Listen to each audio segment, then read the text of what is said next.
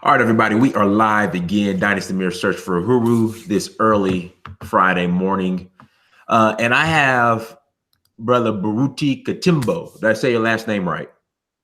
Katembo, actually. Katembo. Sorry about that. Brother Baruti Katembo on with us. And this morning's topic is, how would African Americans react if dual citizenship was extended to them by certain African nations? I couldn't fit all of that into the actual title. Baruti reached out to me via email the other day, and basically what I like to start doing is, a lot of viewers who have questions who email me, I would love for you guys to actually come on and we can have a dialogue live instead of just firing emails back and forth. I think sometimes the questions that are asked, people are good for people. The questions that are asked are, I think people need to hear these questions and also hear the responses instead of it just being one response or to just an individual. I think it's of great value. You guys will find value in a lot of the questions that I get and the answers that I give. So, Brother Baruti. Yes, good morning again to you and also to your viewing audience. Thank you very much for having me on your program. Mm-hmm. No problem. Well, let's jump right into it. If you want to go ahead and introduce yourself, tell everybody what you do and where you're from. And so I'm calling you from Jacksonville, Florida. Okay. And again, my name is Baruti Katembo. I'm actually a co-author of a book entitled Uwenzi, The Pan-African Factor, a 21st Century View. Actually, this is the front cover of the book. And the book was done with two other authors, Kemet Shockley and David Okombo. Okay, where can they find your book at, brother? Is it on Amazon? Yes, Amazon, Author House, and most other book outlet options online. Okay. Well, brother, what we'll do, we'll go ahead and jump right into it. I know you have some questions, and I have answers. Hopefully, my answers will, give you the. Hopefully, my answers will give you the I guess whatever you need. Okay, sure. We'll bring out all of your thoughts and allow you to sort of illuminate a bit on this very important subject. By the way, congratulations on receiving a Nigerian passport. Yes, I think that's monumental and historic in many ways for an African of the diaspora, particularly an African American person. So we'll get into it. Let me first of all start by saying, studies show that the bulk of Africans that were brought to the Americas by way of the transatlantic slave trade were from this big region, the Mozambique vicinity, plus the triangular node region of Senegambia, Congo, and Angola. And that's a big territory collectively. Can I interject, if that's okay? Yes. Me personally, from what I studied, the majority of slaves came from the southeastern Nigeria area and were shipped out of Ouidah in Benin. But I know it's kind of the information is differing, but just on the continent, that's what I've been told. That's been consistent. Well, generally, the studies now generally show that it was certainly all over. For example, the very first Africans, or at least the ones documented, 1619, the so-called 20-odd niggers, as was written, Neggars, were actually coming from Angola. It was obviously a hijacked Portuguese vessel that was brought in tow by an English commandeering vessel. But at varying times, when I said Senegambia, you know, they kept getting slaves more and more from varying parts of the continent, going further and further south. So when we look at the broad brush across the Americas, period, not just the United States, but we find, you know, Mozambique again, find Angola, I said all the way up to Congo and Senegambia, which includes, you know, what is now Nigeria. Okay. As we remember, all these places weren't named at the time. So True. what we now know as Cameroon and Nigeria was really Central Africa before these countries were actually named. Okay. Correct. Okay. Now in regard to that question, as I was saying, that big bulk territory, what attracted you to Nigeria in the seeking of dual citizenship, or would other countries have been equally attractive in your mind if dual citizenship were offered? Can you kind of elaborate on that? I think for me, Nigeria, personally, I was called to Nigeria. A friend of mine invited me there, and I absolutely fell in love with it. I know Nigeria has been stereotyped in a negative type of way, but once you get there, it's completely opposite. The people were receiving, people were very welcoming. And I mean, if you think about it, Nigeria has the largest Black population on the planet. Um, it's just I think it's for me now, for everyone else, Nigeria might not be a fit for them, but for me, Nigeria was the best fit. And then it was discovered that my lineage came from Nigeria. So that was just confirmation that Nigeria is my home. Okay. Okay. Is there something about the temperament of people in Nigeria versus other places that you've traveled to that also, you know, sort of touched your spirit as well? I would say this: the temperament of Africans in general are pretty similar on the continent. Again, they're very hospitable, very welcoming. I just think when people have these negative stereotypes about Africa and its people, it's more dealing with a lot of the immigrants that end up coming over. Their shout out to Lola, you know, their experience with them as far as them rubbing them the right way. But once you get on the continent, it's completely different. I've been to 14 African countries, and it's all been pretty much consistent as far as all of them being all the people being very welcoming. Now you'll have your bad apples here and there, but for the most part, I mean, it's been pretty much consistently the same across the continent. Okay. Perhaps a little bit later, we'll get into an exploration of that a bit, as in why it seems like there's such a perceived, real or perceived conflict between the interaction of African Americans and immigrating Africans, perhaps the majority being Nigerians, at least has been stereotyped. Right. You know, as to that interaction being negative in some ways, as you mentioned, versus the welcoming spirit that you received on the continent when you visited Nigeria, amongst other African countries as well. Mm-hmm. So I'll kind of remember that to get back into that. All right, since you've got a Nigerian passport, are you now a Nigerian? Yes. Or are you a citizen of Nigeria, but not Nigerian? And what I mean is, I don't mean, are you Nigerian as in, yes, I know you have a Nigerian passport.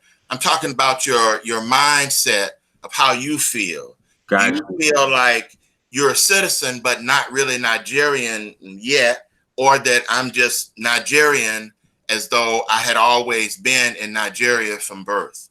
I identify now as Nigerian in America. Number one, I've always been African first. Number one. Mm-hmm. So I've always been an African who happens to be in America. Mm-hmm. You know, my circumstances on how we got here was out of our control, out of my control. Mm-hmm. So I'm a Nigerian who lives in America. I'm Nigerian American. So prior to the passport, receiving of the passport, when you say you were an African in the United States or African in America, you meant African as a ethno-racial term, just generic. Correct. Yeah, exactly. I've always identified as African first. Mm-hmm. Well, actually, my next question was, how would you respond now if someone just said to you, "You're Nigerian American"? I'll receive it. Mm-hmm. Okay, so Nigerian American. Okay. Well, I'm Nigerian, but I live in America. I mean, was born in America.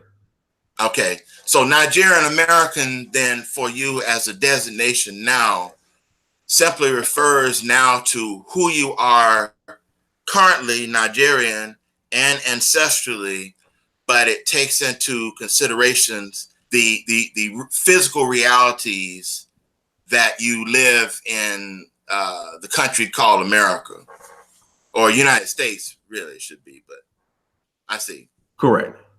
Okay. Okay.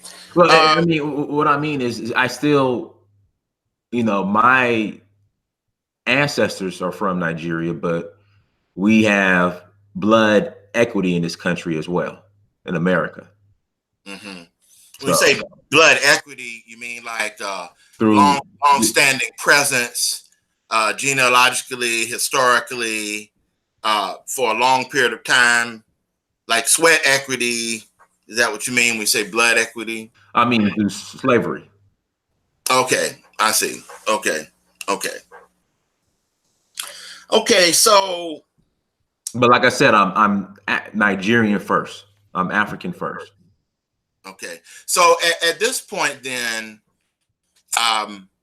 in terms of a specific designation for yourself, is it no longer needed for you to just say African American, or just to say African as a general label, when now you can say specifically Nigerian as a designated country?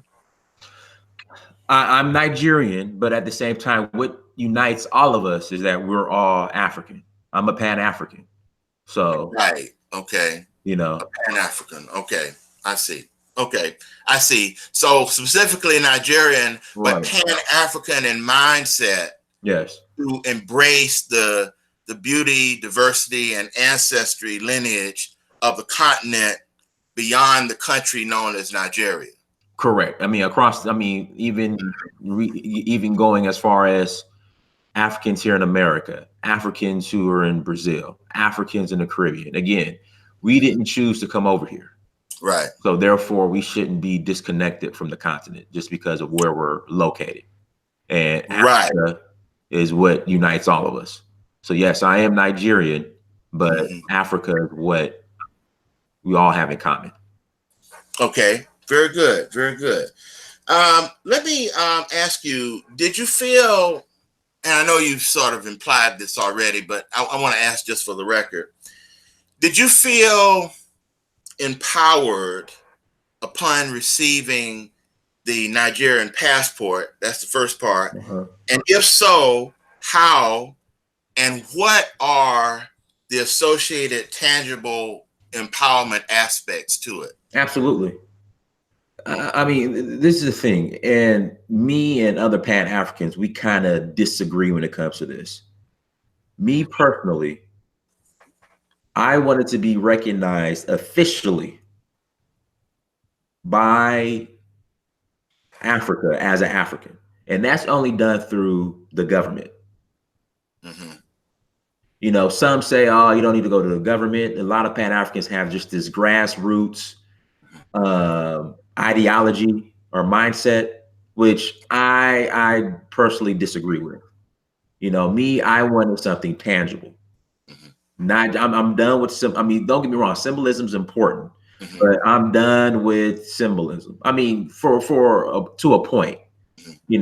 I think symbolism only goes so far. I wanted something tangible. So it's just empowering, when I have that Nigerian passport, just to know that I truly have a home, and that I'm truly recognized. I see, as being as being connected Correct. specifically to the continent. Correct. Now I want to ask, kind of re-ask a question too, because this is important as well. What are the tangibles in your having received or obtained a passport or now dual citizenship? What are the actual tangibles? I tell you one, just the ECOWAS aspect. You know, I traveled from Nigeria by bus to Togo, and so on the way from Togo, I'm sorry, from Benin Republic to Nigeria by bus. You know, I gave them my American passport. I had to get off the bus. You know, they started asking me questions. Where are you going? What you doing? You know, now with the ECOWAS passport, you could travel freely, visa free amongst like what 14 African countries. And Like for our listening audience, could you kind of define ECOWAS? I mean, I know it's a economic common bloc within West Africa, but could you say a little bit more just for the viewing audience so that everybody will kind of understand the scope of what it means for you to travel visa-less, as you said, within 14 countries, and how might that, once you explain, how might that be empowering to you economically or in some other kinds of ways, just by being able to travel without having to pay a fee? I mean, you have to look at it like this. The passport, well, before colonialism, there were no borders, and we as African people were able to move around freely. ECOWAS is the Economic Community of West African States. Basically, with the ECOWAS passport or even an ID, you can now move freely amongst a number of West African countries, and it's just empowering. I mean, it's empowering. It's freedom of movement. You know, as far as there's 15 countries who are part of ECOWAS. You know, me, when I just had my American passport, I had to worry about getting a visa time. You know, sometimes getting, even with my visa, still being questioned at the airport, and you know. But now, ECOWAS for a black man like me to move around West Africa is free. I'm free. Like when I told my friend in Togo that I have my Nigerian passport now, my ECOWAS passport, he even said, "Yeah, you're a free man now. Like I'm free to move around and you know continue the work that I do." So when the All Africa card eventually materializes, you'll be able to move around even more spaces of the continent simply by having first the Nigerian passport, then the access to ECOWAS, and then perhaps other regions as well, which if the ECOWAS access makes you, as you said, a free man, then further movement around the continent will even make you freer.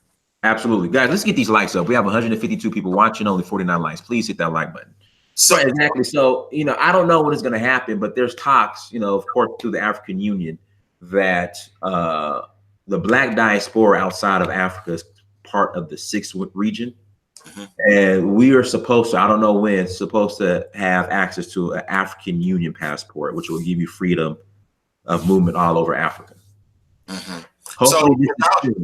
So without dual citizenship yet, unless the African American population or the African diaspora in general just received, you know, an All Africa card, you know, without having a specific citizenship with a particular African nation, it just seems like we are kind of locked out. And it's unfortunately, but I mean, here's the reality. Until Black Americans, ADOS, whatever you want to call yourself, Blacks of the Caribbean, until we all come together. And me, I get emotional sometimes and I get upset sometimes because just how much I'm vested in the continent. You know, I would like to see things move faster.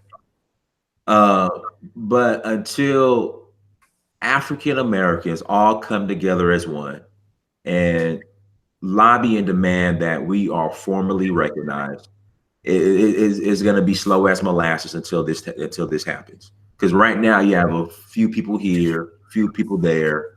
You know, you have some people in Ghana, some people here, and we're not coming together as a collective. You know, you have some people that will tell you like, "Ah, it's not important," which I just think is insane. Until you have one in your hand, whether it be Ghana, Nigeria, Senegal, Gambia, Mali, it doesn't matter. Until you have that passport in your hand, you do not understand the value and how much of a blessing it is, you know, Right. and the importance of it. Like I said, that's just holding that passport is just like it's Christmas. It's like one of the greatest Christmas presents I ever got. Mm-hmm. However, I think that's great. However, I think one thing that may have been remiss, if I can say, on the so-called African American side of things is that I don't think there's been as much effort to define ourselves as an African people already. True. No, that lives in the United States, and I want to say that because I've said on various shows and documentation will show this. The United States is already tapestried with Africa itself, what do you mean? meaning a lot of the traditions already that the so-called African American population practice, whether it's certain kinds of foods, yams, okra. These are actual names from the African root of these terms, even as far as even barbecuing, coming from the word babake from Senegal, are already even foodstuffs and food preparations that are African. Even jazz itself comes from a Mandingo word, jazzy, which had to do with energetic movement based upon dance. So there's so much that's African already as a part of us. We just don't really know that it is. And I think that the failure that we haven't investigated this, or the fact that we aren't knowledgeable about this, I think in some ways causes the African American population to think that they're not African, even though connectedness with our original homelands is important. But I think the synthesis of us as being a blend of these various African peoples that I mentioned in that wide sort of big village concept, as I mentioned about the Mozambique, Congo, Senegambia, and Angola, I think makes us a unique people that are amalgamation of what I would call primarily Bantu stock people. And because of that, we have a right to define our Africanness along with connectedness to the continent. And I think because we haven't defined our Africanness, I think that that's why people slip into usage of terms like Black American, which seems to be a retreat away from the term African American, which seems like a progression toward moving toward defining us as more African. And I was reading an article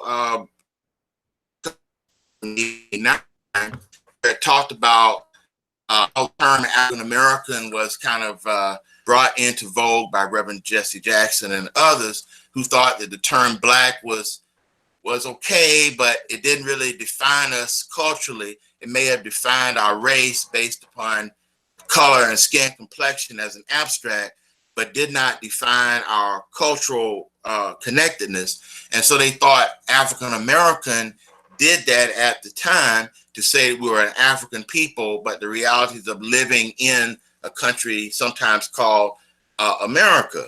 And I would have thought that from that time that we would have defined even more, maybe from an African name or something like that, who we actually are, to sort of canvas and comprise all that we have done in the United States as originators of jazz and our experiences, etc., so that we could take our rightful place as a defined African people, regardless as to whether we had dual citizenship in our original homeland and areas of the continent or not. How would you react to to that comment before I ask you another question? How would you react to that comment from me? No, I mean, I agree, but again, there's nothing like being officially recognized by a country on the continent. Like it's the greatest feeling. So again, I know some people don't find value in it, but I think that's shout out to Holism, by the way. Thanos is in the house, everybody. And everyone that super chatted, thank you. Thank you so much. I'm gonna read your comments here in a second. Again, you do not, and again, I know a lot of Pan-Africans and the conscious community, they're anti-government and they're like the government can't help us. But I disagree. If we come together, okay, and approach these governments on a united front, we can get things done. But just this grassroots attitude, I think, is what's holding us back. Me personally, because you have to understand, even the progress we've gotten here in America. The epicenter of white supremacy, epicenter of racism. We've always been the minority, so-called minority here in America. We faced child slavery, Reconstruction, war on drugs, segregation, legislation to marginalize us, mass incarceration. But we've always been able to progress, so-called progress, but we'll say progress through legislation that was passed and us lobbying to the government. That's why when I hear conscious people, Pan-Africans saying that, oh, we're not going to go through the government. We can't get anything through these governments. You can't get anything through these African governments, these puppet leaders. I just think they're misinformed. So I have one more question on this sort of dialogue of exchange here. When you said that, and I agree with you, when you said that it's nothing like being connected, as you phrased it, with a home. In fact, real quick, let me give a couple of examples real quick. So another example in Ghana, before the current president who's in office, the past president before the current president, he granted 24 Black American repatriates in Ghana their citizenship. How did they get that? They got that by lobbying and going to the government. Your boy Isaiah Washington in Sierra Leone, he was granted citizenship in Sierra Leone. How did he get it? By lobbying to the government.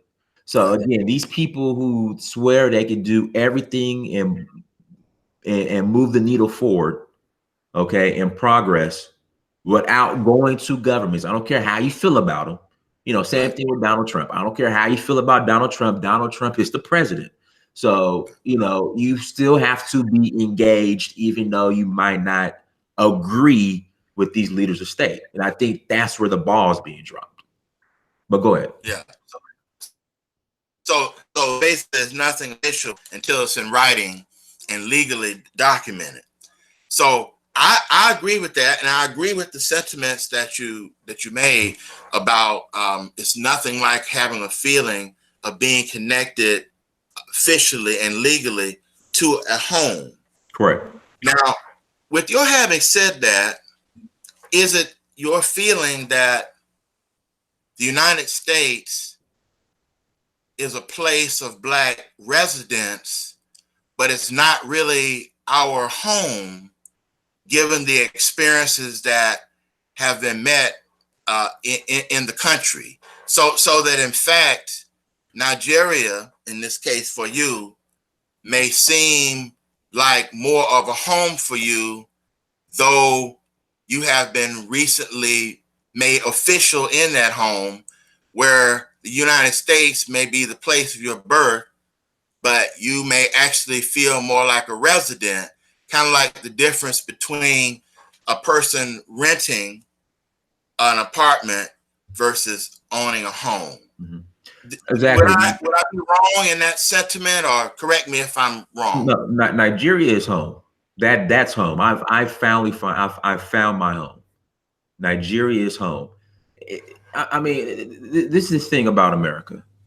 I mean, Like my boy Holipsism would say. In fact, Holip, you want to come on? Can Holip come on if he wants to? Is that okay? Well, that's okay. I had more No, questions no, no, no, for no, you. no, no, no, no, no, no, no. But we're gonna make sure we get through all the questions. But as my boy Holipsism will say, Black Americans want to continue this Jekyll and Hyde relationship with America.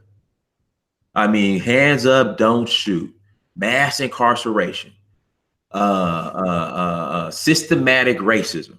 Like that's not going anywhere anytime Right, soon. It's right. not going anywhere So, so is anytime the soon. United States? I'm sorry. I mean, is the United States now for you, given that Nigeria officially now, by legal document, is, let's say, a second legal residence for you, but in your mind, legitimately, your home is the United States now, given your dual citizenship status, now a transition or transient space for you? I'm gonna be slowly transitioning to Nigeria. Nigeria is home. That's home. I have a home. Nigeria is home. So by that sentiment, could we assume that other African Americans or Africans in the United States, we want to say, who do not have dual citizenship, are forced to be residents legally in a hostile space that they might call home and make home equal residence, even though that may not be the case, when in fact they are actually treated as a indigenous foreigner, though they think that they are home, but they're no more than a resident in a white geospace. Well, no one's forced. I mean, African Americans, if you want to go to Africa, go buy a ticket and go. I mean, I've been encouraging this since the first time I went in 2011. No, I don't mean go. I know visit, but I'm Oh, talking about the fact of not having official dual citizenship status, that they are sort of, by default, forced to be in a white geospace by not having access. they're not forced to. If they want dual citizenship, again, put together the African American lobby, Right. start approaching these countries, and Mm-hmm. just tell them they know the situation. I mean, these African countries know what's going on, and just tell them like, look, this is what we want. This is what we're looking for. How can we Right. fast track our citizenship? So the fact that African Americans have spent so much energy trying to make the white populace include us fairly in the United States, to treat us right, to demarginalize us, to so-called make us whole, from their standpoint, if the same energies were taken to lobby the continent, we will be much better off with a firm destination to be able to gain home status in some nations on the continent.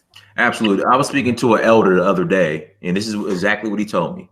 He said, "It's not about Democrat. It's not about Republican. It's about Africa." Right. That's how I'm moving forward. Gotcha. I got a couple of other ideas for you.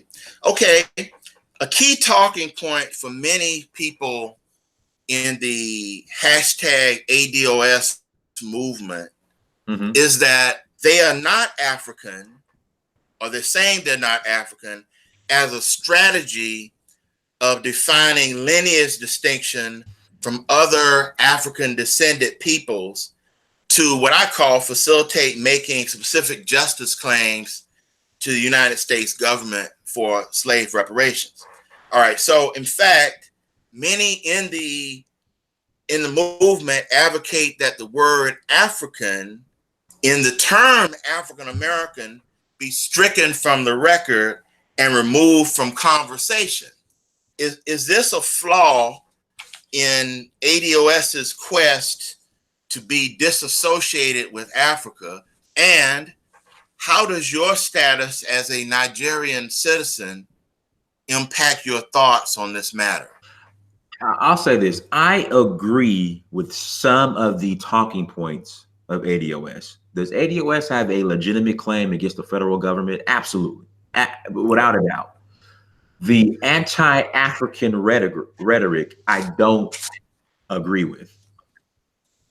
Because again, you're disconnecting yourself from your source. That's my thing. I've always been, even with the talking points that I agree with ADOS, I've always been African first. Even if they have some problems with what as some have said, African immigrants avataring, as they want to say, supposed gains of masking themselves as so-called African Americans and getting additional benefits from the U.S. society. Well, let me ask you. Okay, when you say masking themselves as African Americans, what do you? I mean, all I know they're very clear as far as which country and their country of origin. They have pride in their African country. What do you mean by masking themselves? Well, many adherents of the ADOS movement have used the term avatar to describe African immigrants who are coming into the United States and Caribbean immigrants, saying an avatar is basically, as you know, like an outer covering to mask yourself as something else. So they're saying that African immigrants and Caribbean immigrants to the United States are pretending to be so-called African Americans so that they can get benefits that supposedly are to go to so-called native blacks in the United States. Mm-hmm. And so from that, there are many who wanted to restrict or move the term African out of African American so that they don't want to be associated with that because they feel that others can usurp the term African American, when back in the 1980s, the connotation was more of a Pan-African idea that we were African people,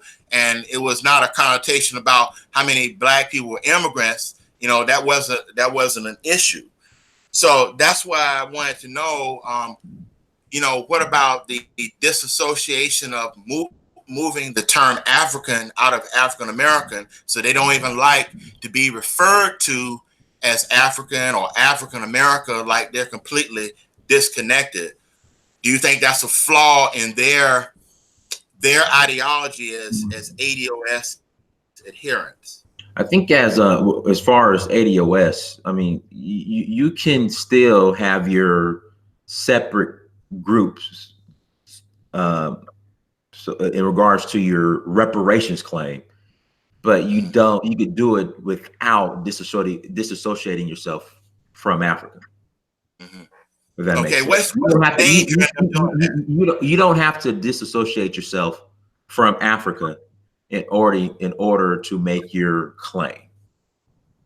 Right. Now, is there a danger in their trying to disassociate themselves? Absolutely. What's the danger in them doing that? I mean, you're disconnecting yourself from your birthright, which is Africa. I mean, that's your birthright. I mean, what ADOS has to understand, and again, I agree with some of the talking points of ADOS, I do. But what ADOS has to understand is, when we make this statement that our ancestors built this country, they didn't choose to build it. They didn't want to build it. It was by force. Right. They didn't want to leave the continent. So I just think, again, you do not have to disconnect yourself from Africa in order to make the claim that you're making, that you want to make. Okay, great. Now, as a follow-up to that last question that I had about, your views on the errancy of them disconnecting themselves from Africa or not even wanting to use the word African as a descriptor in any fashion for themselves. Many adherents to the ADOS movement that I have heard disavow Pan-Africanism or the idea of Pan-Africanism as a legitimate ideology that they should have. Okay. Okay. So do you think that an offer of dual citizenship, or at least a pathway to it, by one African nation or a set of them, would cause many in the ADOS movement, those who are strictly consider themselves ADOS, who don't identify as African at all or don't want to be associated, do you think that would cause them, if they could get dual citizenship, to either embrace or re-embrace a Pan-African ideology? You know what? It's funny you brought that up. I told someone the other day, if the first African country that would offer dual citizenship, again, not just hand out dual citizenship, but to Black Americans who are serious about contributing and developing that country will win. And with that being said, if a specific African country will offer dual citizenship to its descendants, or to his children that were taken away forcefully, okay, to America against their will, and welcome them back home without all the red tape, officially, this ADOS movement, all right, will end. As far as the anti-African rhetoric will end, or the anti-Pan-African rhetoric will end. Because again, a lot of Pan-Africanists get upset at me when I make this statement. We have to stop with the Pan-African symbolism. Okay, don't tell me, all right, I can't articulate to the ordinary brother on the street how Pan-Africanism has benefited him, without showing him tangibles. And right now, let's be honest, from a whole, okay, I'm not talking about my individual situation. I'm not talking about, some of the Black Americans who were able to get citizenship in Ghana. I'm talking about from a whole entire collective. All right. I cannot articulate with a straight face, okay, how the average Black American, I live in the West End of Atlanta. I cannot look outside my window, look at the street corner, and articulate to that brother how Pan-Africanism has benefited him. I can't do it. And so you have a lot of people who treat Pan-Africanism as a religion, as symbolism, no different from the person that goes to church every day or every Sunday, reads his Bible, and wants to look you straight in the face and tell you a guy named Jesus is coming. All right. It offers no tangibles. Jesus has not given you any tangibles, period. You can't prove it. All right. So again, I understand where some members of ADOS are coming from in regards to saying, Dynast, look, tell me with a straight face, without insulting my intelligence, how Pan-Africanism has benefited me. I can't do it. And I would be insulting your intelligence by me even trying. And what happens, you get these Pan-Africanists who romanticize it, over-romanticize it, who want to bring up a Pan-African conference from the 50s and 60s. Like, I can't tell my brother on the street corner, Pan-Africanism is benefiting you because Kwame Nkrumah and Malcolm X met back in the early 60s. But I could tell him how Martin Luther King taking a bullet, how that benefited him. But go ahead. What can you do me a favor? Can you define Pan-Africanism for me or for us? Pan-Africanism will be, and so we have to add something new to it. But Pan-Africanism is people of African descent coming together as one and serving and working for our best interests as a people. Okay. So given that you said that and you added, I guess, the last little part, I assume, working for the best interests of each other. Right. That sounds like when you added that in, I think that comes on the heels of many people who think that the practice of Pan-Africanism, as they say, has been lopsided, as in the African American or the African diaspora has advocated Pan-Africanism, has made efforts toward Pan-Africanism, but the continent or the set of countries on the continent in general, by and large, have supposedly not reciprocated with anything tangible. Okay, can you say how you think, with some examples, that the continent has not responded intangibles to the African American population, and is it still Pan-African lopsided?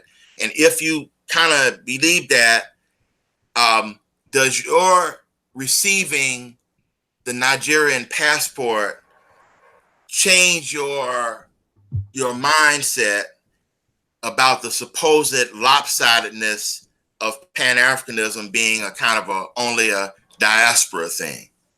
This is what we have to understand. Pan-Africanism, okay, is a Western concept, because we understood as Black people in the West, especially in America, being the minority, that the only way for us to move forward, okay, is for all of us to unite as one. So Pan-Africanism was introduced to Africa from the West. That's a fact. I mean, we could start off with Martin Delany. We could go to Booker T. Washington. Booker T. Washington with the Tuskegee Institute. He brought in African students to his university, taught them the Tuskegee model, okay, which is the model of self-development, doing for self, basically, right? Mm-hmm. Yeah. For them to go back to the continent, right, and the same model, correct. Mm-hmm. So if you've always looked from the beginning, it was a Western concept that people, Blacks from the West, brought to Africa. All right, there's a number of Black institutions from America that are on the continent. There's institutions here in America. You have the African American Institute, number one, that was started by Black Americans that will train and develop African leaders on the continent. Look it up. It's the AAI. So you have all these institutions that were built by Black Americans that benefited everybody, whether you're Caribbean, African, as long as you're Black, that benefited everybody. All right. All Black Americans are saying is, where are the institutions built by Africa for Black America? Well, you said that we should lobby or make efforts to lobby the continent for dual citizenship. I think that the term Black American, or the ideology around calling oneself that, has actually stymied us from thinking of ourselves as African. And I agree. I mean, and not to get into semantics and definition, African American, Black American. Again, I think there are, until we come together as one and start lobbying, it's going to be an uphill battle. I mean, I'm just saying. And again, what I'm not, and this is something I'm not going to do, because I know a lot of people want to use my experience as an example as Pan-Africanism, which it is. It is an example of Pan-Africanism. But to say and throw in people's faces like, hey, Pan-Africanism is working, you're wrong, look at me, I think that would be disingenuous.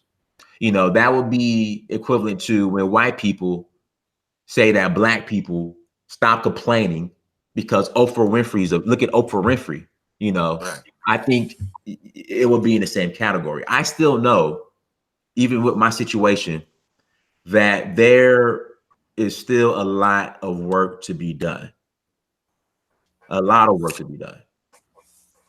And I'm here to put in the work to make sure that the diaspora, who were affected by the slave trade, who were forced from Africa against their will, that they will be recognized on a legal and government level as Africans on the continent. Not the symbology, not to come home and pick up the dirt and, oh, I'm home, and start prostrating, I'm on the motherland. Yes, that's great.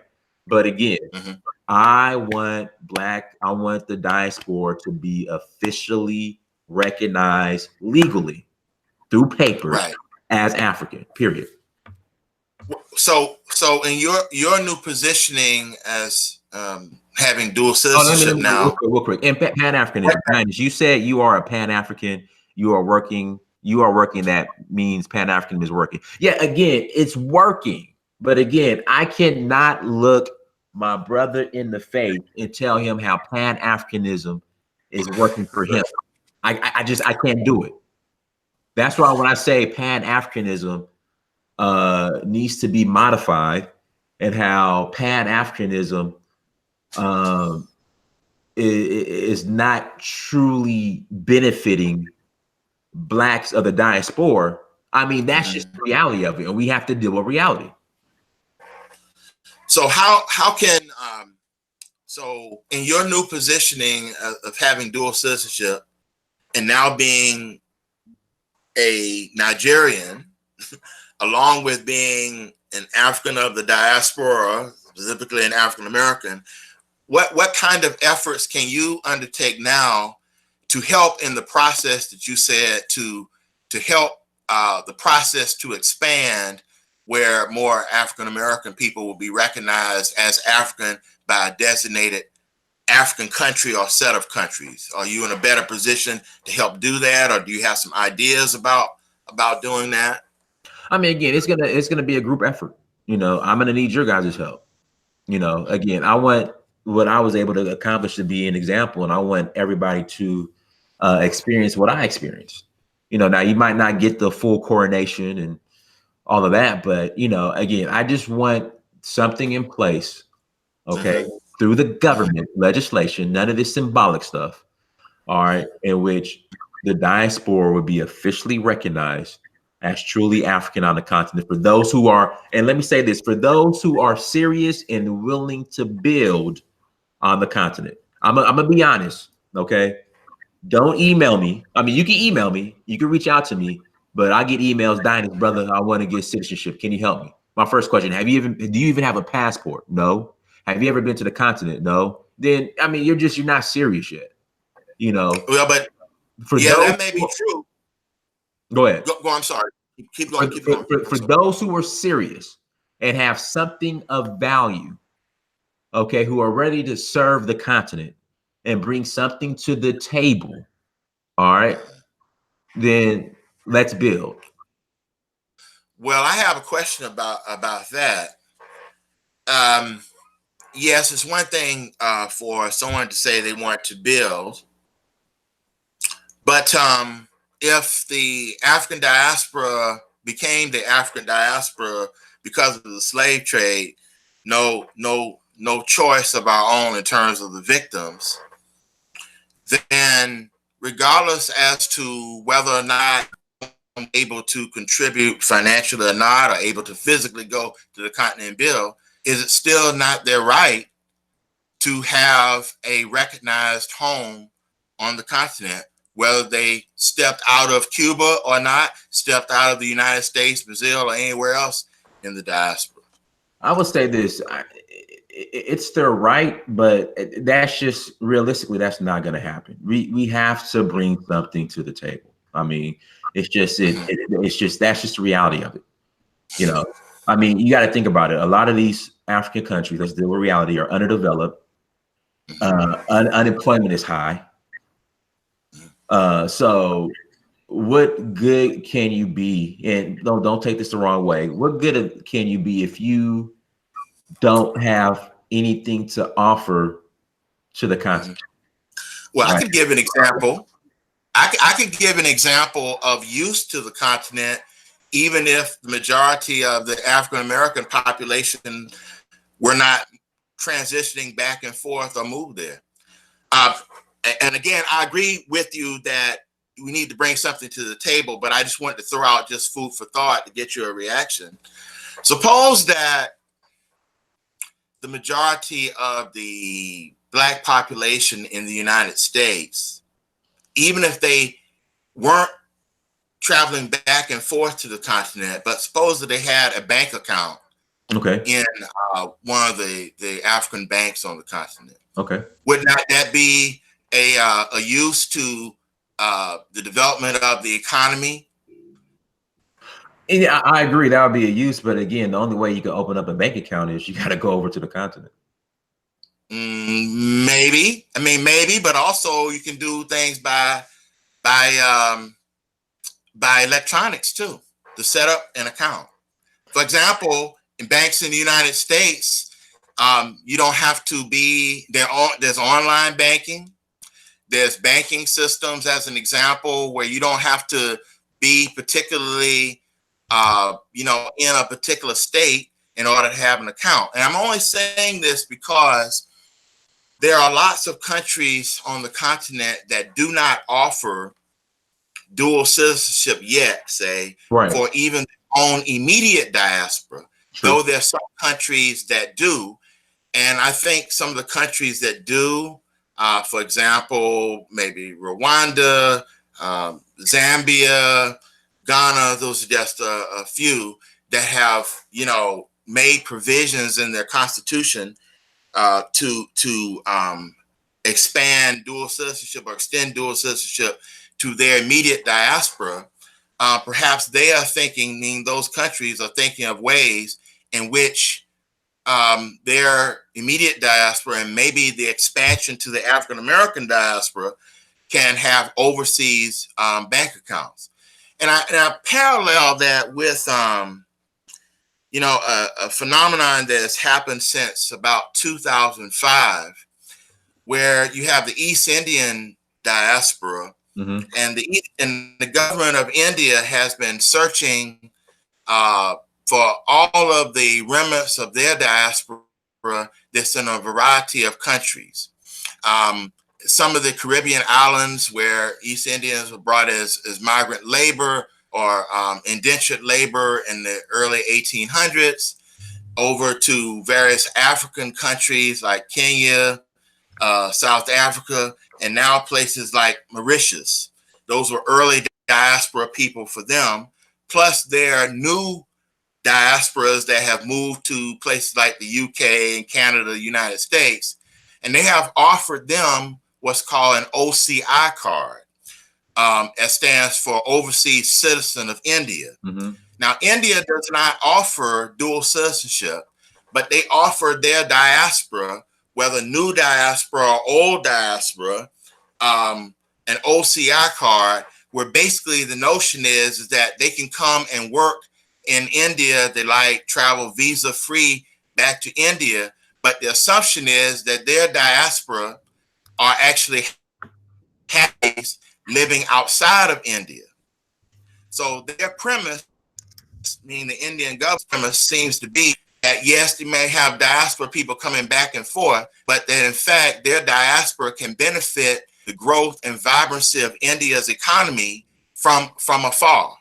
So that means that whatever they're doing in different countries, whether it's research or having bank accounts or developing tourism, helps the Indian economy from those diaspora citizens of India from afar. So I was only making that parallel to show that perhaps if in the expanded ideas of Pan-Africanism and linkage from the continent, that even if many African Americans are still based in the United States or did not, say, move to Nigeria or move to Ghana or move to Zambia, they still can benefit the continent reciprocally from the United States.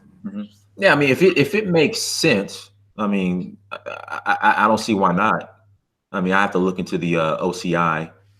I guess what you just described. If it makes sense, I mean, why not? Because the African American population of about over 50 million, really between 50 and 60 million, and if you wanted to move, say, out of that number, let's say it's on the low end of 50 million. If you were to say that there's between, say, 4 to 5 million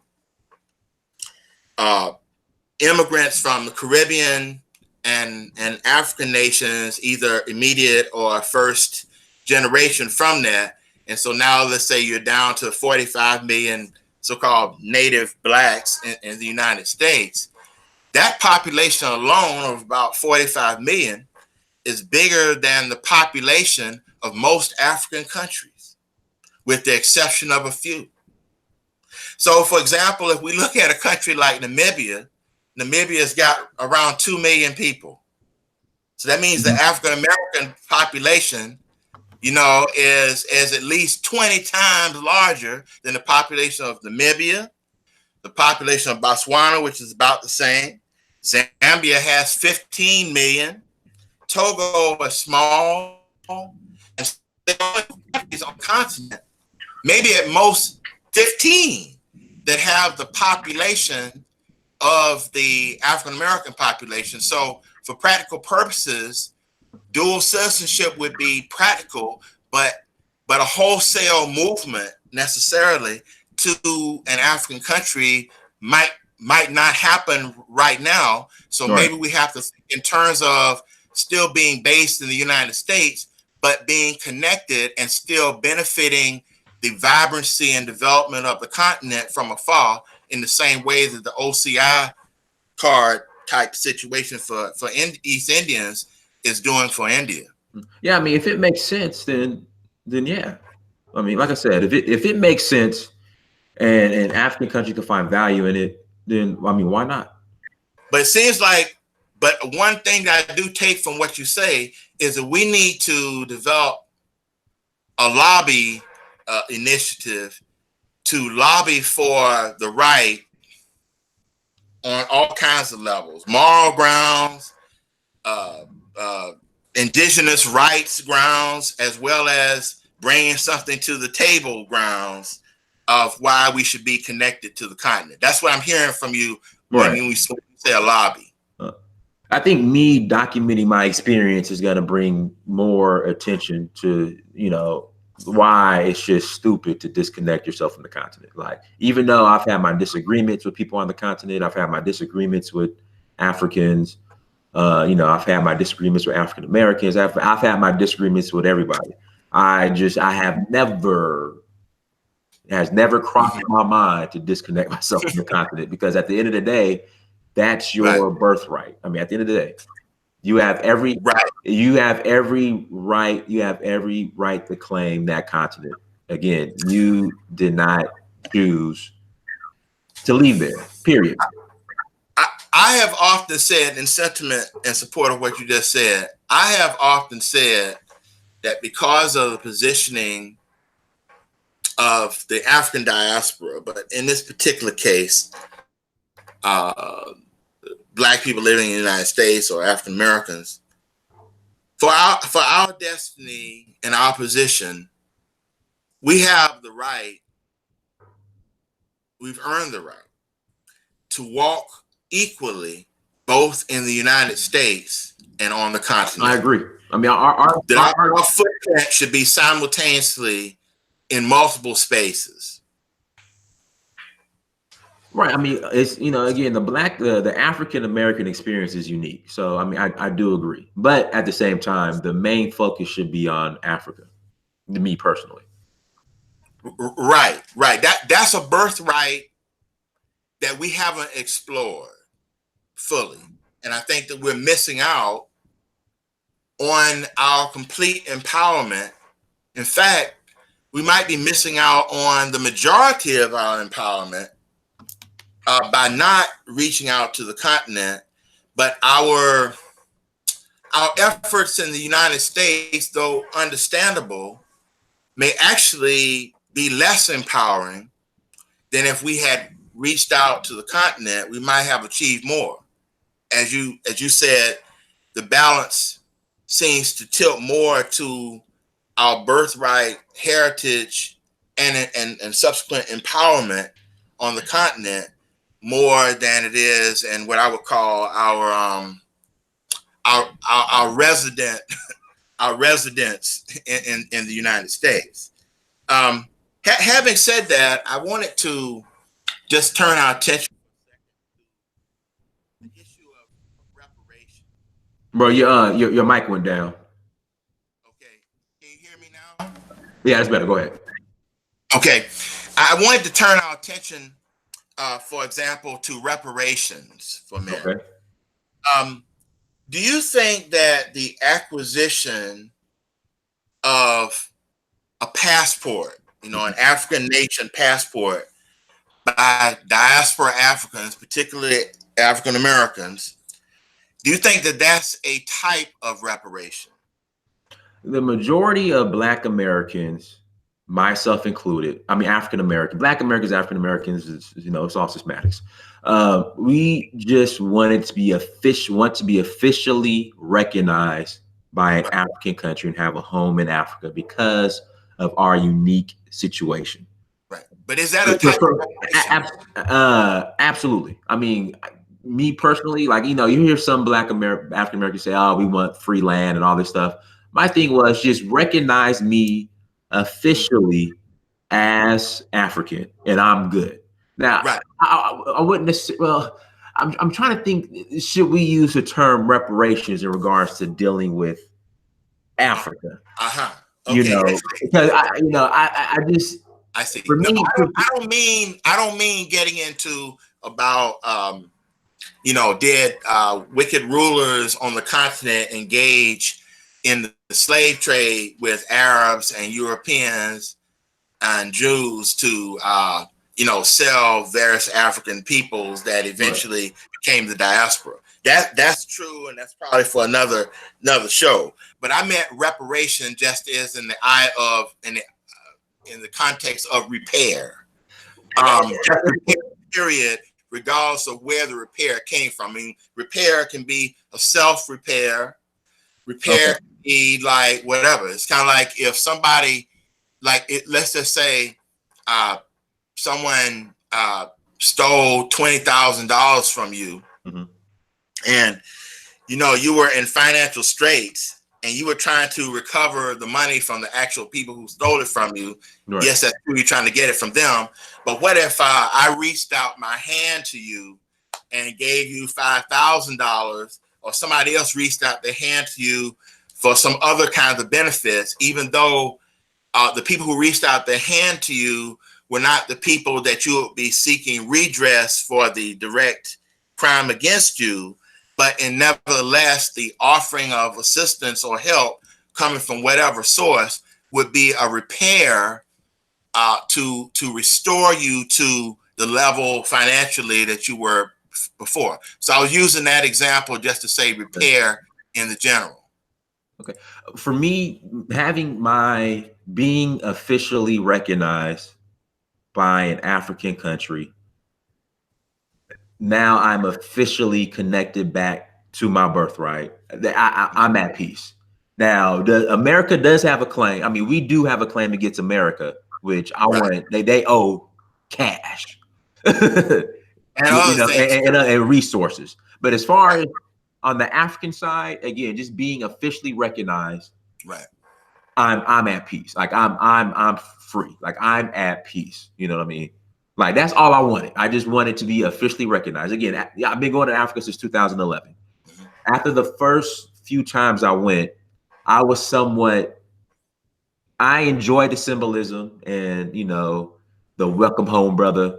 But I wanted to be officially recognized and documented legally. That's what I wanted. That was my end game. All right. So it seems like I'm at peace. So it seems like you're saying that whether or not you as an individual, or perhaps you're forecasting this idea onto other African Americans, that even if no United States sponsored reparations, as you say, cash and other resources were ever given, you in fact would be empowered just because you now have dual citizenship. I would say this again. I'm not letting America off the hook, but I do feel empowered having my dual citizenship. Yeah, I feel very empowered. Okay, so but at the same time, we can't let America owes a whole lot. They owe a lot, but people have to understand, once you have that connection back to the continent officially and have that dual citizenship and are officially recognized, it takes a heavy burden off your back. Well, if let's just say that significant numbers of African Americans were granted dual citizenship in various African nations. It doesn't have to be Nigeria. It could be other countries eventually, or a set of them, or a single country. How would that give African Americans greater political and perhaps economic leverage in the United States? I mean, and I'm saying that. Let me just set this or frame this narrative for a second. Let's just say that we said there's 50 million. Okay. And let me then move out the 5 million or so African and Caribbean immigrants, first generation or immediate. And I'm only saying that because let's just assume that many of them might have dual citizenship with their ancestral country, either through their parents or they themselves who left a particular African country or left a particular Caribbean country, even though all of the Caribbean countries and all the African countries don't have dual citizenship. Let's just assume they did. We moved out 5 million. So we're talking about, let's say, 45 million so-called native blacks. I mean, we use that term. So with the 45 million, let's assume, excuse me a second. Okay, so let's assume with the 45 million that most of them would still reside in the United States. They might visit the continent, but may not just move to the continent. Like, I'm leaving the United States, I'm now a permanent resident of a particular African nation. So they float back and forth, or they just reside in the US, or they don't have dual citizenship at all. Let's just say that a few African Americans have it, but substantial. Let's just say 1 million African Americans have it. With the fact of 1 million African Americans having dual citizenship, would this impact the leverage politically and economically for the whole group that still resided in the United States without dual citizenship? Yeah, I mean, if the United States of America was threatened by 1 million African Americans having dual citizenship and the possibility of them pulling their resources out of America, right, to Africa, oh yeah, of course we'll have more power to lobby, because of course America, I mean, money talks. You know, America does not want. I mean, I guess we have what, $1 trillion, $4 trillion spending power, Black America, over $1 trillion, yeah, over $1 trillion. Just imagine if that was threatened, and all those resources will go towards Africa. Right. Of course, I mean, just like, for example, you want to end systematic racism. Pull your money, like we saw with the Montgomery bus boycott. Or the Memphis bus boycott, the bus boycotts. When African Americans chose to walk instead of catch the bus, what happened? Things got done. You know, you want to stop racism. You know, if the football players, pro players, black college football players stop playing and said we're not going to play until these situations are addressed, it will be handled tomorrow by a stroke of a pen, that very same day. So again, if 1 million African Americans were to gain dual citizenship in an African country, and that would lead to them pulling their resources out completely out of America into Africa. Oh yeah, we will have all types of lobbying power. Let me. This is interesting. I'm glad you mentioned that. Let me set up. Let me recall an interesting phenomenon that happened a few years ago. Do you remember the talk show host or the radio host, white radio host? And I can't recall his name right now, but he was the person who made the comment about the I think it was the UConn basketball team. Yeah, Don Imus. Yeah. Yeah, Don Imus, right. Who made the comment about the nappy-headed hoes comment.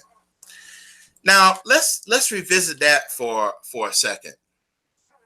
Now, you know, that statement that he made was just saying, well, he made it. So what? Yes, African Americans were angry, outraged, upset by that, but he made it. You know, no big consequences.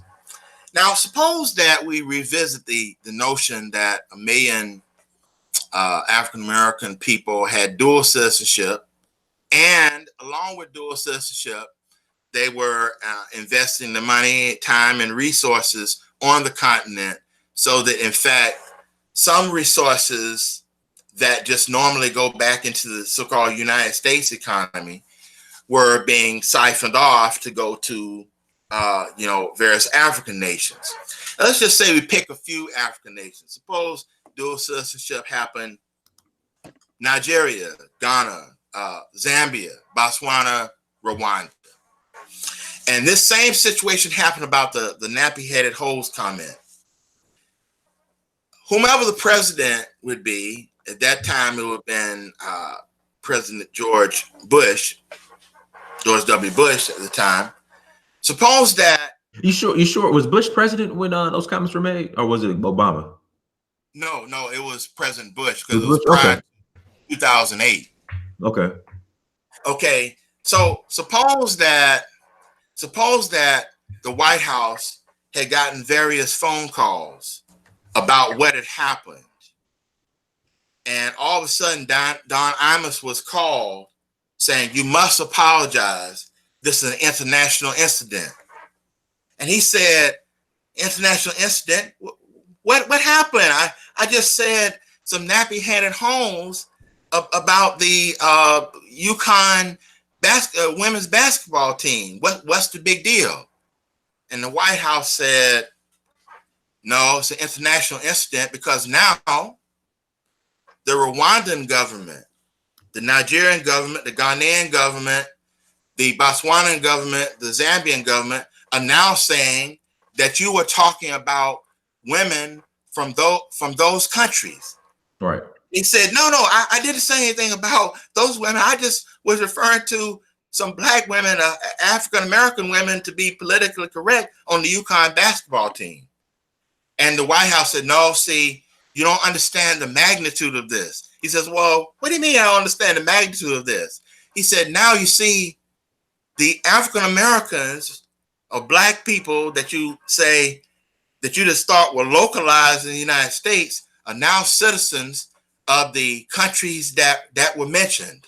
And now those governments think that you were talking about them. And what you've done is you've insulted African women in the 5 countries that were mentioned and beyond on the entire continent of Africa." And Don Imus says, "Well, what's the big deal about that? Just apologize." And the White House says, "Well, no, you see, it's not just an apology. It has to be more to repair." And says, "Well, I don't understand what you mean about repairing relations." He said, "Well, now the government of Nigeria is refusing to sell certain oil to the United States. Or Rwanda has broken off diplomatic relations because they think that the United States is anti-Rwandan. And we need resources." This is the White House speaking. "We need resources from the continent. And these African-American people now are citizens of these countries. So now we used to just kick them around and mistreat them and vow their image as African people in the United States without consequence. But now they're connected internationally. It becomes an international incident, and resources are on the line. Embassies are now involved, and it's an international fiasco." Does that in any way help to undergird and support your notion that if resources were siphoned off from the United States by African Americans who had dual citizenship, if that became an empowerment leverage? Does that help to make your point in the scenario I provided? Yeah, absolutely. I mean, if we had African nations speaking on our behalf, oh yeah, it would definitely put a fire under the U.S. government. But at the same time, I mean, we have enough here. I'll give you a prime example. Are you familiar with the situation with the University of Missouri football team a couple years ago? Yes. Yeah, I mean, look at that. So you had the president of the University of Missouri, who I think made some bigoted comments. You know, he wasn't going to resign. The minute the football team said, "Look, we're not playing until he's gone," he was out of there the next day. So Right. we have enough power here in America to get stuff done. It's just we don't. A lot of us don't have the courage to.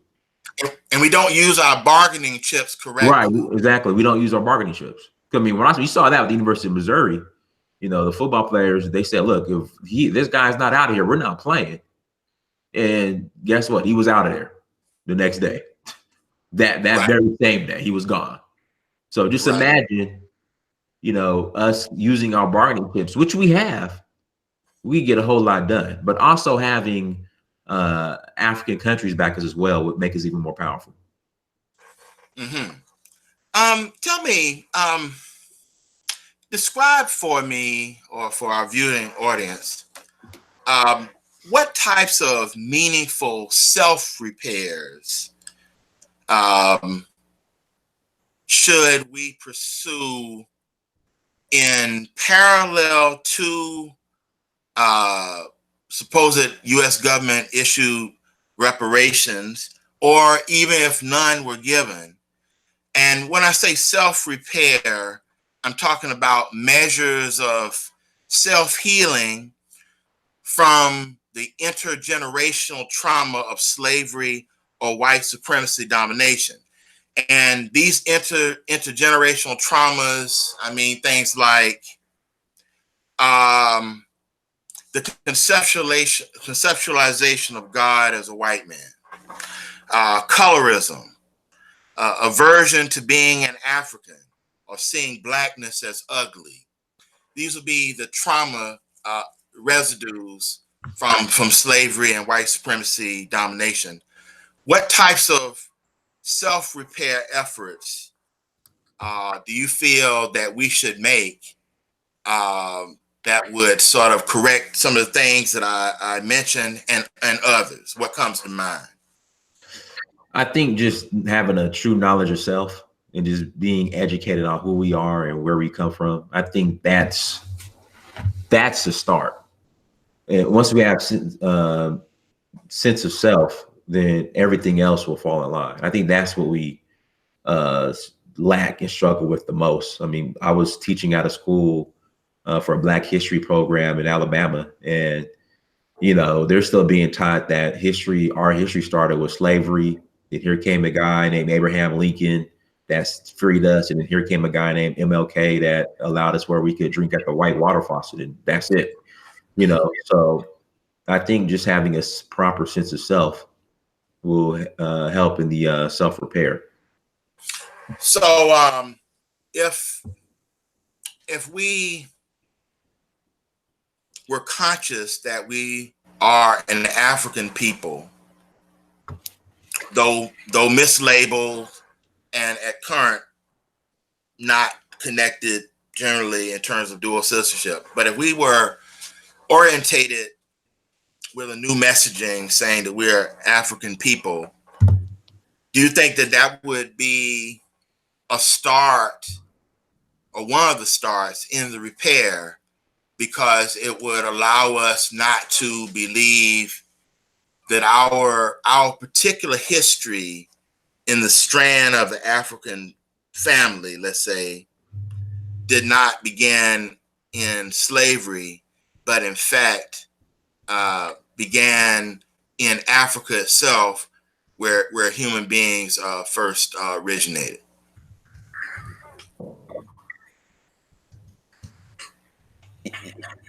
If you could repeat that again, I'm sorry. What? Oh, I was saying that, do you think that if we were reoriented with the idea that we are an African people, Right. You know, would this in any way cause us to be able to unanchor ourselves from the idea that we began in slavery, and in fact look back to a more richer heritage in which slavery, as part of the African narrative, is just a small incident of terror, a small incident of negativity that has in fact happened, but that does in no way shape the entire narrative of our history on this planet. So that in fact the so-called African American who's just been taught that you're black, like a nebulous concept, and not that you have cultural richness that extends beyond the shores of the United States, that this is in fact problematic in somehow deprogramming one's psyche that their history began in slavery. Yeah, I mean, what we have to understand is we've been here for hundreds of thousands of years, and the period between, we'll say the early 1600s to now is a small time period, and that shouldn't fully define us. Okay, I noticed that and in recent years I have heard the term Pan-African being used as a noun. And you use the term as a noun. This is what I mean. You'll say that somebody, we would always hear, someone, let's say we said African foods. So that would be, an adjective, African used in that way. Or that someone says, I am an African, meaning African now is a noun. And sometimes we use the term Pan-Africanism as a noun, as an ideology. And then someone may say Pan-African development. So Pan-African is used as an adjective. But I noticed that you used on a couple of occasions in the show, you said, I am a Pan-African. Now, Pan-African here now is used as a noun. What do you mean when you say that you are a Pan-African? What does that mean? And what does that mean differently than saying I am an African? No, saying you're a Pan-African is just saying that, you want the best for all your people, all African people globally. Oh, I see. Okay. Saying you're African, it's just, you acknowledge and connect yourself to the African continent. I see. So let me get this straight. So if someone just said they are an African, that may mean that they either may live on the African continent or identify with the continent. But you're saying that if you use the term I am a Pan-African, as in this is the person that you are, you're saying that saying I am a Pan-African leads to a mindset that you want to embrace and interlink all of these different types of Black people wherever they live, that you are connecting yourself to this wider body. Is that right? And not just to the continent of Africa, but in other spaces on the earth where African descended people live. Correct. Do I have that right? Correct. Okay, because I think that's very important that the term Pan-African now is being used as a noun to define oneself and their ideology. Because before people just use Pan-Africanism, but and they may say they're a Pan-Africanist, but saying Pan-African gives the person and the ideology as though we could put down Pan-African as either a race or ethnicity, on a census form, which I think is profound in many ways. So that's why I wanted to ask you about that. Also, hypothetically, oh, wait a minute. No, before I get to that, the last question I had for you, though, we could discuss others if you like. But I wanted to go back to, you mentioned earlier in the program that there seems to be a rift between the African American population and let me say Black immigrants coming to the United States, particularly Black African immigrants coming to the United States. First of all, why is the rift seemingly stereotyped as being a rift between African Americans and Nigerian immigrants? That's the first thing. And why do you think that this rift happens in the United States, but we wouldn't feel that tension if when African Americans go to and visit different African countries, as you have described? I think a lot of it has to do with negative stereotypes that they are fed about us African Americans. And then what I've gathered is the first generation. Well, Nigerians have the largest out of all the African countries. The Nigerian diaspora is largest here in America. So you're gonna more than likely run into a Nigerian before you will any other African on the continent. I would say the first generation of Africans or Nigerians that came here were so afraid of being deported back to Nigeria that they did not want to offend white people because they know, at the end of the day, it was a white face or the government who allowed them to come to this country. And they were so afraid of being deported back to Africa or back to Nigeria that just quite frankly, a lot of them just cooned it up. I think let me finish. I think this newer generation, this newer generation has completely changed. So things are changing. But the first generation left a bad taste in a lot of African Americans' mouth because of just the amount of cooning and, like Lotus says, walking on eggshells they were doing because they did not want to offend white people in fear of being sent back to Africa. And like I said, it just left a bad taste, and they were just a bad example of Africa because they will become they stand in representation of Nigeria or of Africa, and that's what happened. So in other words, if you offend the massa, that's a problem. Right. But step on the other Black people that you consider the plantation Blacks, it's no consequence. Correct.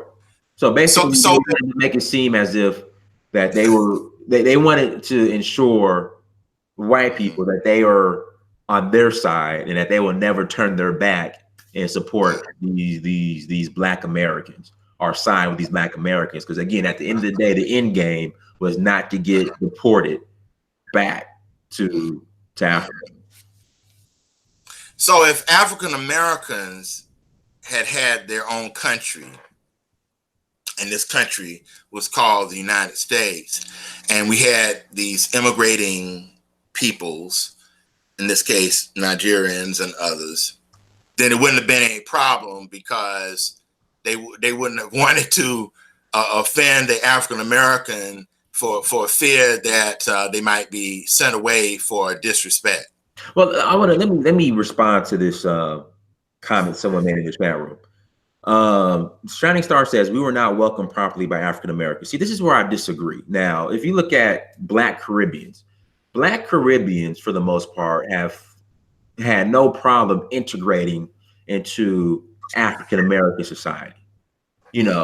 When I talk to elders, Black African American elders, from Harlem, even to California, but primarily New York and the DC area, when Afro-Caribbeans came to America, they got along, still to this day, Jamaican, Bermuda, wherever, they got along with Black Americans. Even the Puerto Ricans, they integrated and got along with Black Americans. They were fine. When I talk to the same African elders and tell them what happened with Africans from the continent, and they tell me, they're like, look, they came over here cooning. And that's where the rift started. So again, you know, I understand, you know, where a lot of African immigrants are making the claim that, and I get it. I'm not saying African Americans are perfect. I know we have issues. I know how we can be. But again, when for Afro-Caribbean immigrants came to New York, came to the East Coast, they integrated well and were able to keep their Jamaican identity, were able to keep their Puerto Rican identity, and we were fine. But again, when Africans from the continent came over, again, my elder just told me they came over here and they were just straight cooning. And that's, I think, you know, I think we have to look at both sides when it comes to that. But go ahead. Well, since you mentioned that the majority of immigrating peoples from the continent who come to the United States are Nigerian, simply because the country of Nigeria is so populous, and therefore they can have a wide Nigerian diaspora throughout the globe.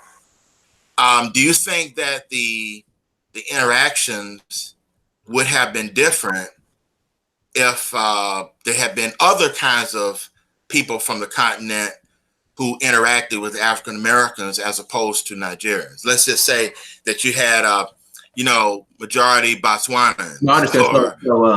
I'll give you an example. Senegalese immigrants, they, I would say, integrated well with Black Americans. You see that in Harlem. If you look at Dapper Dan, hired the majority of his employees were Senegalese tailors. So I know the Senegalese were able to integrate and live among Black Americans. It's just for some reason, I don't know if here we go. For some reason, the French-speaking African immigrants from Francophone countries, from French-speaking countries, they did better. They got along better with African Americans. For some reason, the English-speaking ones, that's where the rift comes. That's from what I've noticed. That's interesting. So there might be some concepts about temperament, along with language and orientation around cultural nuances because of those things that may make integration interesting. I mean, for example, I think that because African American peoples, as I said, are basic blend of a variety of African peoples in the wide territory that I mentioned earlier in the program, I don't think that we are necessarily, for example, an aggressive people overall, but I think we've been forced into aggression because of having to deal on a daily basis of being in a white supremacist environment, and have had to fight, scratch, and claw for any rights that we've gotten. We've been under brutal siege for centuries in a hostile space. So if we interacted, for example, I'm just saying in general, with maybe temperaments of people that weren't, say very aggressive, or weren't, as you say, trying to coon to massa early on to stay, maybe the interaction may have been different. But I mean, if you're saying that early on, many of the immigrants, Black African immigrants, were trying to coon for massa, that means everybody, whether you have the native Blacks or new ones, all trying to get crumbs from massa in a white geospace. So the Africans who are already here are trying to get rights and get empowerment, and then you're saying the ones from the continent are coming, still trying to benefit from a system because they didn't want to go back to the home country. But by the way, what makes, either early on or now, since you said that the new generation of immigrant Africans seem to be different than the old mindset regarding the cooning aspect and trying to beg for crumbs from massa, what makes the new generation different. But you did suggest, if I got this right, that the attitudes by some in the older generation left a bad taste. Right. Am I right on that? And then also, what do you think about why the new generation seems to be different?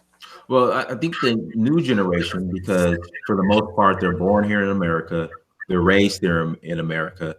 The new generation is fundamentally African American. Now, they might keep their Nigerian identity, they might keep their, Senegalese identity, they might keep their, Congolese identity, but fundamentally, since they've been raised here in the West, they went to schools with us. So they, for the most part, have a African American. They're fundamentally African American. In mindset. Correct. Even though they know where they're come from and they know their nationality of origin, fundamentally, for the most part, I mean, they listen to the same music as us, they dress as us. So for the most part, they have integrated more into African American society. Okay. Very good. Very good. Can I ask you another question? I mean, yeah. A couple more, and, that's fine. Okay. Okay. So, how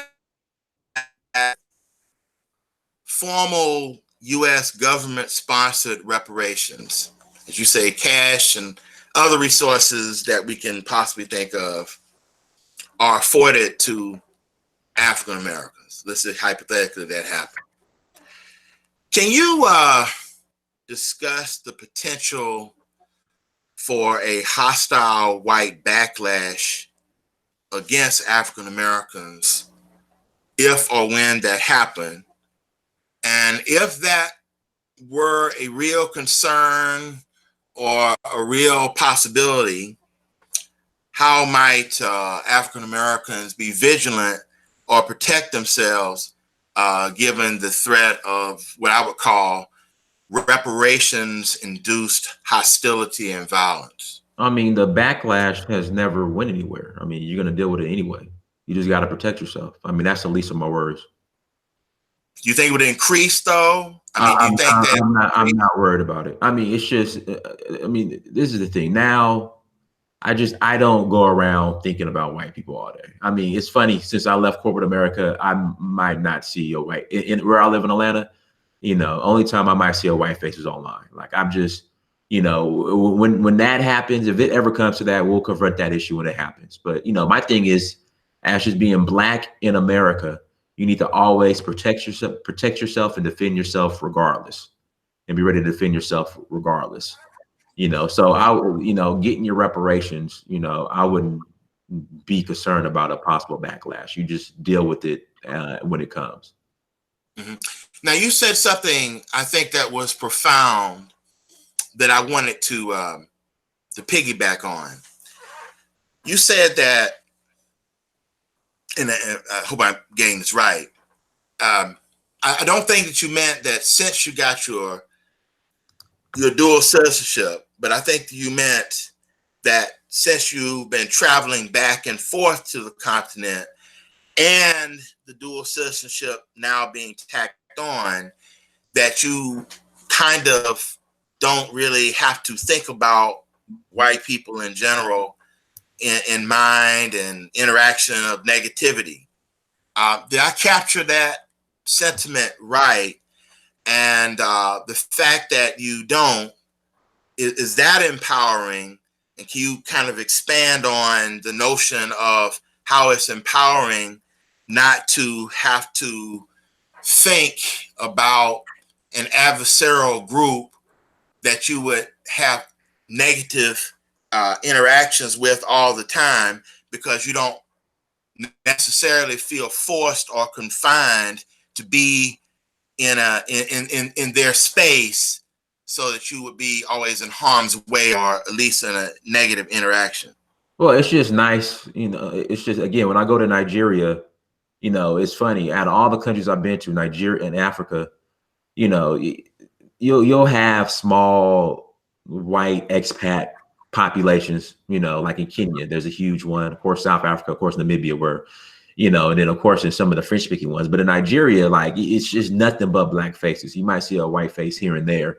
It's just, everything we've been taught that here in America that we can't do for self, that we can't survive without the assistance of white people, that we could never make it. But then you go to African countries, and I'm not saying Nigeria is perfect, but just to see just black faces operating in peace, which we were taught that would never happen.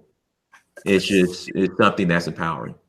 To see, and again, not saying Nigeria is perfect, to see this black countries in Africa being operated and ran by black people, and some people would say, well, there's the hidden puppets and all that, which, it might be true, and it's probably true, but just to see just black faces, with their own land and their own identity it's empowering. The same thing in the Caribbean. Again, these countries aren't perfect. Yeah, you might have China who might be in these countries who are, exploiting. Yeah, you might have the the puppet leader here and there, but just again to see just the potential of what black people can do in regards to running and operating their own country. I mean, it's empowering. And also, I would add, just to throw this out, also I would add empowering for you not to just observe this as an outsider now, right, as a visitor, but that you are now a part of the mix. So if that's so, which it is, does it feel in your mind refreshing, say spending time now in Nigeria or some of the other countries you have been to, Ghana, Togo, Senegal? Does it feel refreshing when you come back to the United States, Atlanta, wherever, to say, okay, well, yes, I'm back in the United States, but I don't feel caged. Like, yes, there's white supremacy here, but I don't feel caged that I can't go somewhere else and be refreshed. Does it feel like that for you? That I can just go now back to Nigeria or some other part of Africa, or move about in the 14 country spaces of ECOWAS, and as you said earlier in the program, you felt free. Does it give you an additional reflection of freedom to say, okay, I'm returning back to the United States, but hey, I don't have to stay and take subtle abuses or microaggressions based upon race. I can leave this space and go back to a freer space mentally, culturally? Absolutely.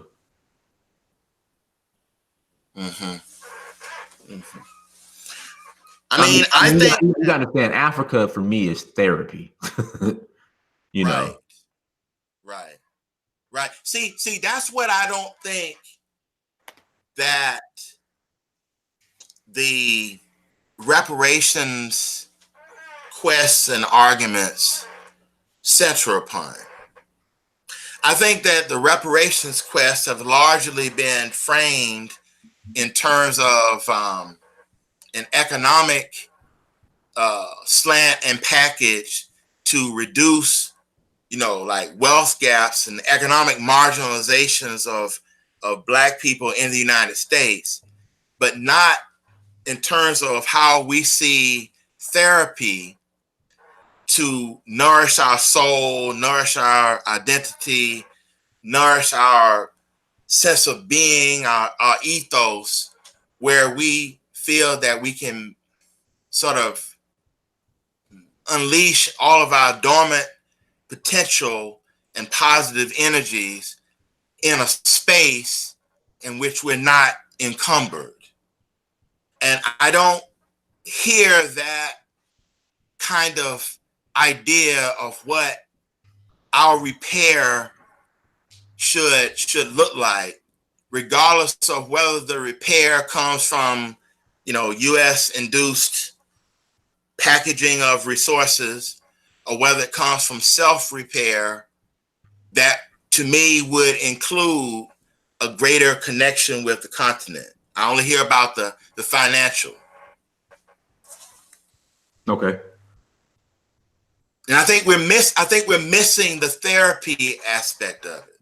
Right. I think the therapy aspect is very important. Again, it's just we've been told so much as far as negative propaganda and negative stereotypes on Africa, that when you go there, and again, it's not perfect. There's issues, but when you go there and you just see the opposite, it's just like I said, it's therapy. One final thing, 100 point scale. Mm-hmm.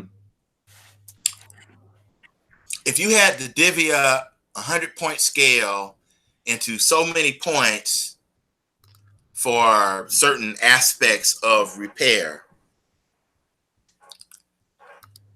how many points out of 100 would you give to what I would call therapy, cultural connection with Africa, versus points regarding economic package within the United States to make life more comfortable for African Americans?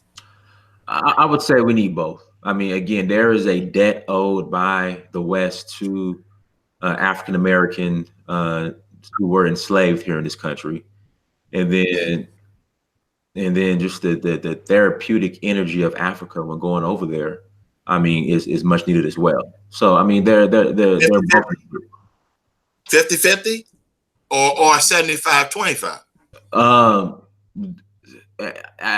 That's a tough one. I mean, okay. Therapeutic for me, put it like this: I'm not counting reparations. It'll be nice to get it, but I'm not counting on it. Again, I support it.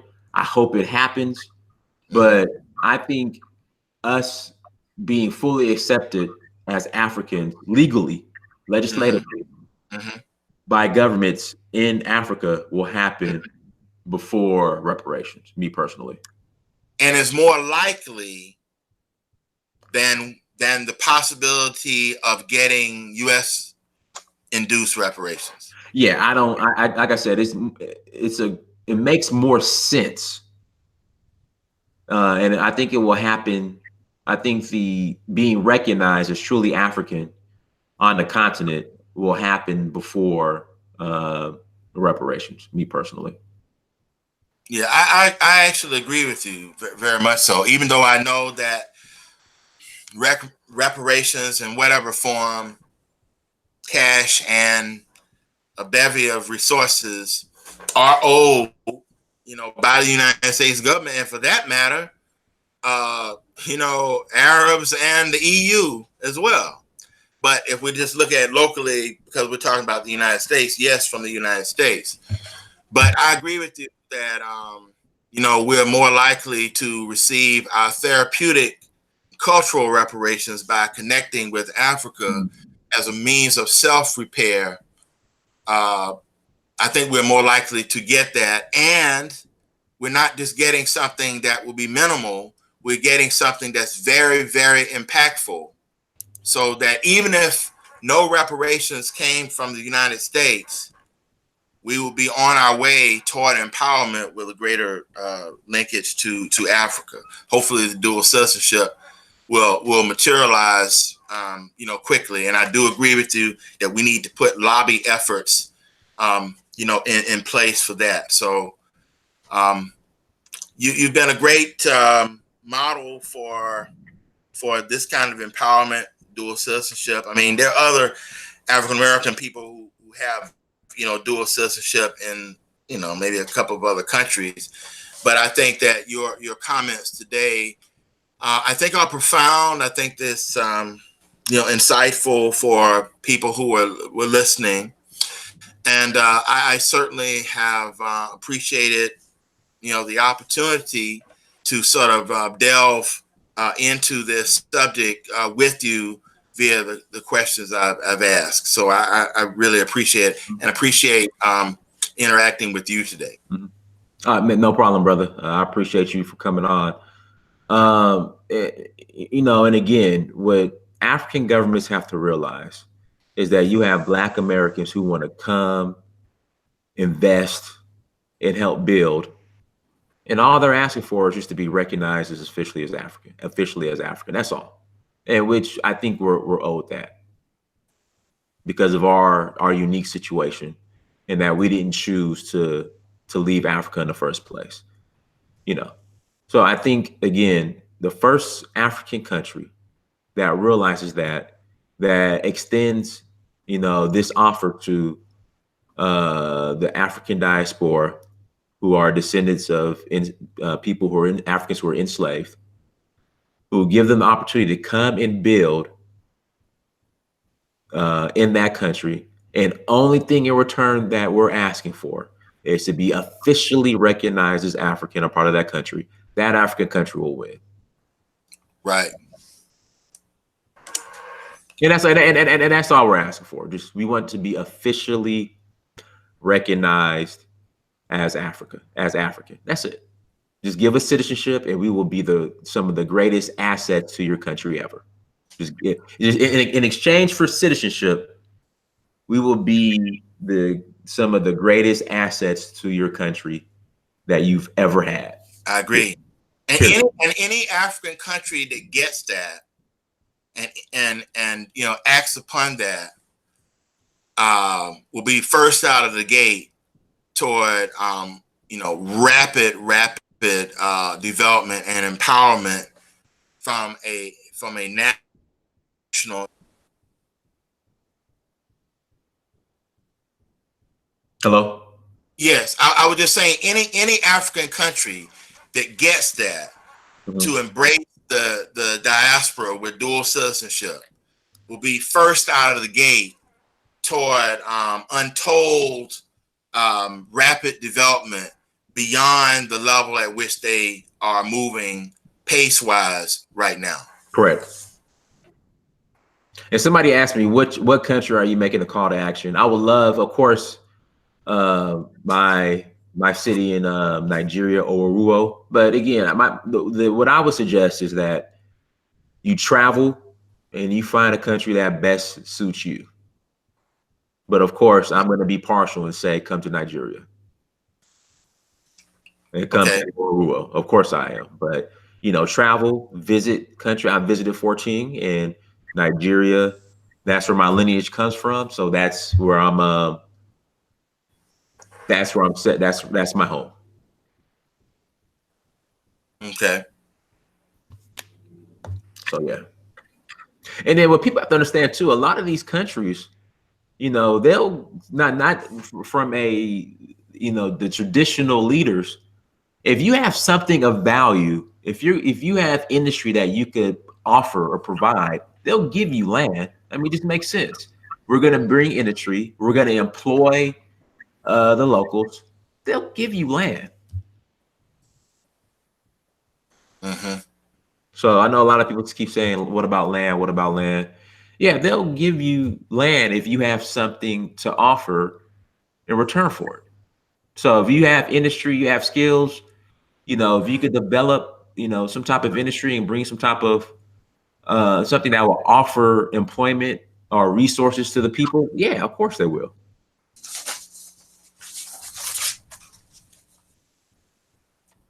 So yeah.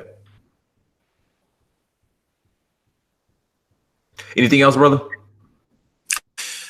No, this has been great. I hope that this won't be the last time that we interact. And again, I have appreciated the opportunity to be on your show and engage with you. And I think that you made a lot of very fine points that you have shared with the listening audience. And I'm happy to have had that opportunity to help bring out some of the ideas through the questioning. And then I want to and then we'll close out. Neon Dawn, Nigeria is the most independent Black country. I completely agree. Pretty much all the major manufacturing, Major industries in Nigeria are ran and operated by Black people, by Black Africans. You cannot say that, and Senegal. Senegal's another one. You cannot say that about the majority of other countries in Africa, where, I mean, just pretty much everything from top to bottom is ran and operated by Black faces. That's why I love Nigeria so much. So Nigeria and Senegal are truly the only countries that I've been to where it's Africa for the Africans. Like I said, there needs to be improvements, of course. You know, I'm not going to romanticize anything, but Nigeria and Senegal are the only places that is truly a Africa for the Africans, as far as the countries I've been to. So yeah, but everybody, make sure you go to Search for Uhuru on Instagram, Snapchat, Twitter, and Facebook. Thank you for joining us. Hit that like button. Everybody who's super chatted, thank you so much. Until next time, family. Brother Baruti, thank you so much for coming on. Peace. Oh, thank you. No problem. Peace. Peace.